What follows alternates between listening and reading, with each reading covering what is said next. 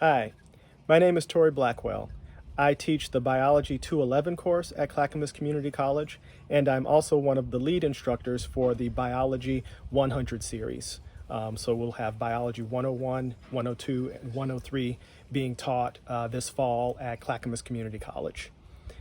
I know everybody is definitely worried about how the fall is going to be, what classes are going to look like, how everything's going to work out. But the first thing I want to say is that our primary consideration is student safety. And with that in mind, our classes are going to be online. The biology classes that I teach are going to be online. What's that going to look like? Most of those classes are designed, so the Biology 211 course and our 100 courses are designed around students having some set assignments so that they can develop kind of a schedule and a rhythm and a pattern to how the courses operate. So you'll have anywhere between 4 and maybe 5 or 6 assignments that will be due each week. They're spread out throughout the week, so they give you some flexibility as far as your work schedule.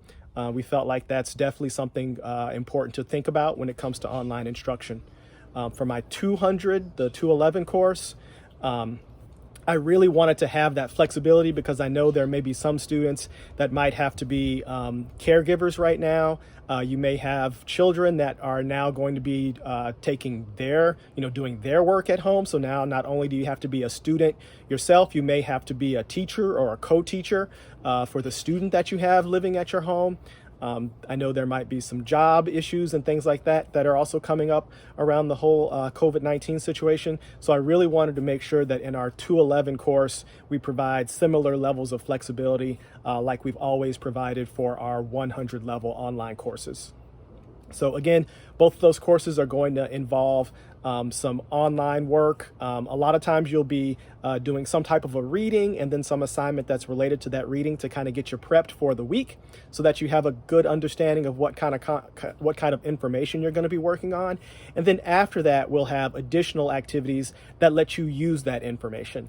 So the way we think about it is you prepare and then you practice. And that practice step is where we come in as instructors and try to give you feedback to make sure that the ways that you're thinking about the content really make sense. The way that we teach the course also brings in a fair amount of equity. We could just make PowerPoint presentations and then just give you a PowerPoint presentation, give you some homework assignments, and then expect you to use those PowerPoint presentations to answer the homework assignments. That's great, assuming that everybody gets the same thing out of each and every PowerPoint presentation. So instead, what we tend to use is a lot of back and forth and individualized assistance with students. So in my 200 level course, I'll be having students answer different questions, and then I'll be coming in and giving students feedback on the answers to those questions so that they can refine those answers and then over time come to answers that they feel good about. And by doing that and working with each student individually, I can meet the students' needs where they're at instead of making assumptions about what they understand and what they don't understand or what they should be expected to understand.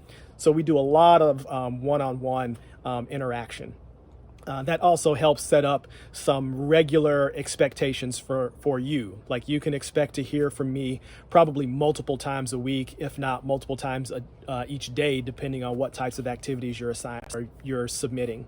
So there's a lot of individualized instruction, and I like to have lots of communication with students, whether it's in our forums, whether it's via email, or through other mechanisms.